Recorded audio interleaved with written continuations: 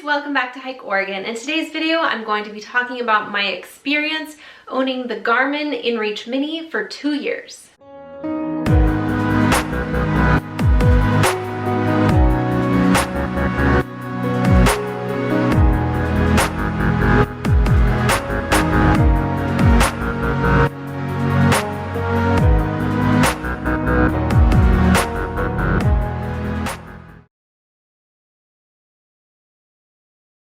If you are new here, welcome. I make hiking and backpacking vlogs as well as gear reviews and general tips and tricks videos to help you become a more confident hiker and backpacker. If you are interested in content like that, click that red subscribe button and the notification bell so that you are notified every time I make a new video. And if you want more content from me, you can support me over on Patreon, where for as little as $1, you will get 2 to 3 extra videos a month. I purchased the Garmin InReach Mini exactly 2 years ago, September 2018. And in December of 2018, I made an overview video, not exactly a review video, because I'd really only owned it for 3 months and not used it on any backpacking trips or anything like that yet, just day hikes. So now that I have owned it for 2 full years and I have gone through numerous day hikes and backpacking trips with this device, I can now give a more honest and personal and more detailed review of the Garmin InReach Mini. If you are not familiar with this device, or you want some more specs about it and all the details and how to use it, all of that is in that video. I will link it right here. You can go watch that. It's super informative. And I do also go into comparing it with some of the other Garmin products. For a very quick reference, this guy is $350. It weighs 3.5 ounces. It's very cute, very small, very compact.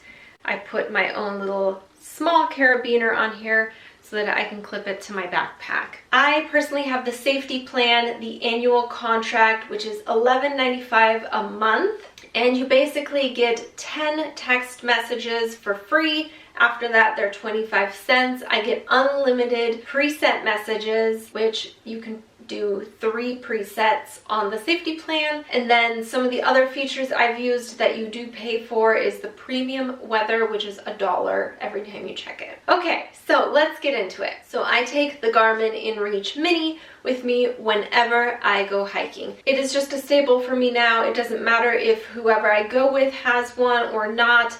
I always take it. Now, something that I have gotten into the habit of doing as well is on my drive to the hike, I put this somewhere safe in my car. I like to hook it on something so it's not just free roaming, because if I were to flip my car, run off the road, get in a ditch, this would likely fly all over the place and I wouldn't be able to find it. Most of the roads that I go on to, day hikes or backpacking trips, they don't have service. Something like this, if you got into an accident, would be super helpful. That is why I don't have it hooked to my backpack all the way in the trunk when I'm driving. The Garmin InReach Mini generally has a 3-day battery life if you have it turned on all the time. Now, when I am backpacking, I generally don't have it on all the time just because I want to conserve battery. I will turn it on in the morning and tell my husband, hey, we are heading on the trail, and I will turn it back off as we're hiking. And then in the evening, I will turn it back on and tell my husband we've made it safely to camp. Basically, whenever I message him, it pings my location, so he knows exactly where I'm at. My husband does borrow this device sometimes to go off-road motorcycling, and unfortunately, he did not take it out of his pants pocket.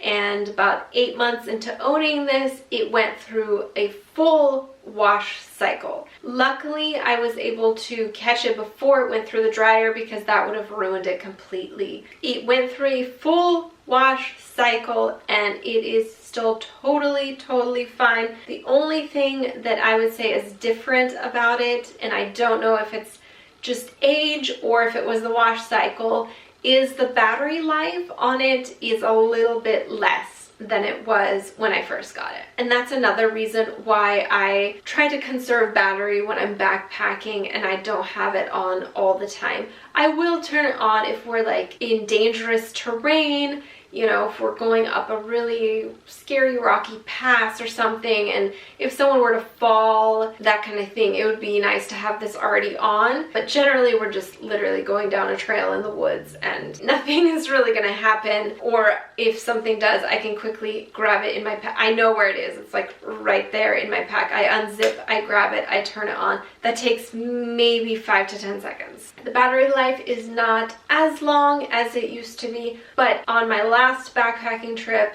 turning it on and off every morning and night, and messaging throughout the evening. You know, I'm not just sending one message, like we messaged back and forth for a little while, and it lasted me 5 days, and then it was at 40%. So by not having it on all the time, it could probably last me about a week without having to fully recharge. Something that people have a lot of questions about is how quickly the messages go through. So I did experience a few times where I was in a canyon, so to speak. One time I was actually literally in a river canyon. And the other time I was just in like a really narrow valley where there was big hills on either side of me. Then the messages took a little longer to send. Honestly, when I'm just in the woods, they don't actually take that long to send. You might think that because the tree cover, the canopy and such would hinder the signal, but it actually is totally fine. I can be thick in the woods and have it sent right away. It really depends on the landmarks that are in between you and the sky. Like I mentioned, when I was in that valley with all the very tall hills around me, that is when I found the messages took the longest. I think the longest I waited for a message to send was 15 minutes, which if there is an emergency, 15 minutes is a really long time, and that would not be a good situation. However, that in all the 2 years, that's happened on one occasion, on one trip, where the circumstances were just not great and it took that long to send. All of my other experiences, I go hiking once, if not twice a week, and I always send messages on every single hike with this guy. And literally every other time in the entire 2 years that I've used this, it has never been more than 2 to 5 minutes that it takes for a message to send. Generally speaking, on most occasions, it might take 15 to 30 seconds to send a message. In the 2 years that I've owned this, I have not had to press SOS, which is great news. I know I have this to press SOS, but the goal is to never have to do it, right? So I've never had to press SOS on this, which is so awesome. The Earthmate app that is on your phone that connects to this device so that you can easily text, you can easily look on the map, track where you are, check the weather. That app is absolutely fantastic, super easy to use. I highly recommend. This last trip when I was in the Sierra, I used the premium weather for the very first time, and that costs $1 every time you check it.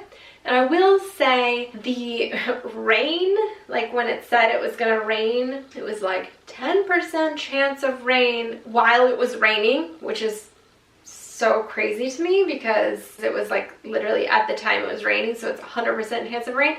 But it always said like 10% chance of rain or no rain, right? It didn't really give other percentages, which I thought was a little weird. I will say the other aspects of the weather report were very accurate. So it would show you hour by hour. So it would say like rain, rain, rain until like 2 a.m. or 10 p.m.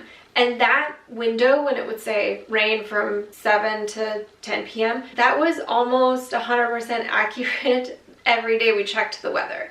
So that was good. I would say you can pretty much rely on if it says 10% chance of rain, it means it's going to rain. But the time frame that it gives you is pretty accurate. The temperatures were also very accurate. I did have my sports watch on me as well that shows the temperature. The overnight temperatures and the day temperatures were very accurate on the premium weather. The premium weather checks about 5 miles most near you. So it's not like it's checking the nearest town or something like that. It's definitely checking where you're at, very close by, which is great. Especially if you're in the mountains, and the mountain forecast is always vastly different than if you're in a town or in the valley or whatever. So it's super durable. As you can tell, there's like no scratches or anything on the front there. I mean, it looks brand new pretty much. It's been holding up great, honestly. I absolutely love this thing. I think everyone should get one. It's really important just for the peace of mind, not only for you, but for the people that are not hiking with you and who might worry about you when you are out hiking and backpacking. I know I do a lot of solo trips or trips with just me and like one other person. I know my husband does get worried, so this really offers both of us a peace of mind. Me, if something were to happen to me or my friend, and for him to know, okay, she was at this location or she is at this location. If anything were to happen, he can message me. And honestly, this device is not just for hikers and backpackers. If you are a skier, snowshoer, snowboarder, hunter, I mean, anything to do with the outdoors, you should probably get one of these. Again, I think it's super important. So that is my 2-year review of the Garmin InReach Mini. If you have any questions about the Garmin, comment them down below. Again, watch the overview video that I posted. It has so many details and specs and comparisons and all of the pricing and all of that. So head over there if you are interested in knowing more about the different plans and the different models and all of that. I will link that below as well. Thank you so much for watching this video, and I will catch you on the next adventure.